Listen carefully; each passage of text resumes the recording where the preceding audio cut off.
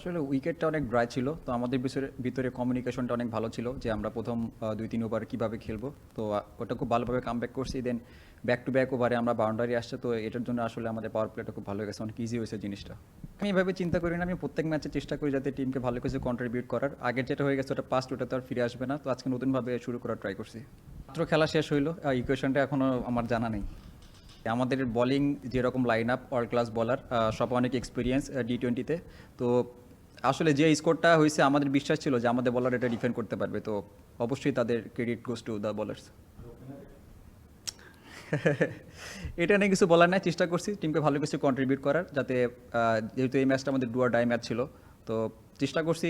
আলহামদুলিল্লাহ, আমরা কখনোই এভাবে দেখি না, প্রত্যেকটা ম্যাচ আমাদের জন্য ইম্পর্টেন্ট। আগের ম্যাচটা হেরে গেছি, তো কিছু বলার নেই এই ম্যাচটা নিয়ে, কারণ আগের ম্যাচটা আমরা খুব বাজেভাবে হারছি, আর্লি অনেক উইকেট পড়ে গেছিলো। যদি আমরা আগের ম্যাচটা আজকের মতো শুরু পাইতাম তাহলে হয়তো বা ভালো কিছু করা সম্ভব ছিল, বাট যেটা পাস্ট হয়ে গেছে ওটা নিয়ে চিন্তা করতে চাই না।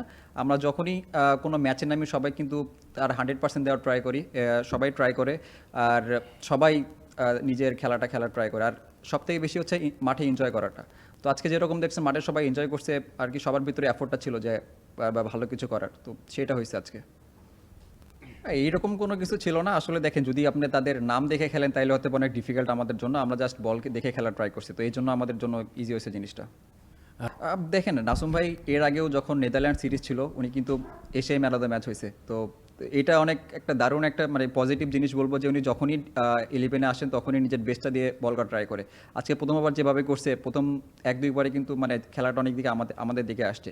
তো আজকে তার স্পেলটার জন্যই আজকে হয়তো বা এরকম ব্যবধান আমরা জিতছি, হয়তো বা আর একটু ভালো ব্যবধানে জিততে পারতাম, শেষে যদি 2-1 বাউন্ডারি না আসতো সেটা আমাদের জন্য অনেক ভালো হইতো। আর আরেকটা কি কোশ্চেন ভাইয়া? আসলে এটা জিনিস না আফসোস করতে চাই না, কারণ যেটা পাস্ট ওটা হয়ে গেছে, এখন আমাদের সামনে যে ইকুয়েশনটা থাকবে সেটার দিকে তাকায় থাকবো আমরা। আমার থেকে হয়তো বা ক্যাপ্টেন এবং ম্যানেজমেন্ট ভালো বলতে পারবে, ভালো বলতে পারতো, বাট আমার কাছে যেটা মনে হয় যে তারাও কিন্তু অনেক ভালো বল করছে এর আগের ম্যাচগুলোতে কিন্তু আমাদের ভালো একটা ব্রেক থ্রু বলেন, মানে রান কীভাবে কমে শেষ করা যায় সেটা কিন্তু করছে, তো তাদের উপর বিশ্বাস ছিল ভালো করার। আজকে হয়তো বা একটা খারাপ দিন গেছে, বাট সামনে অবশ্যই ভালো করবে ইনশাল্লাহ আমাদের।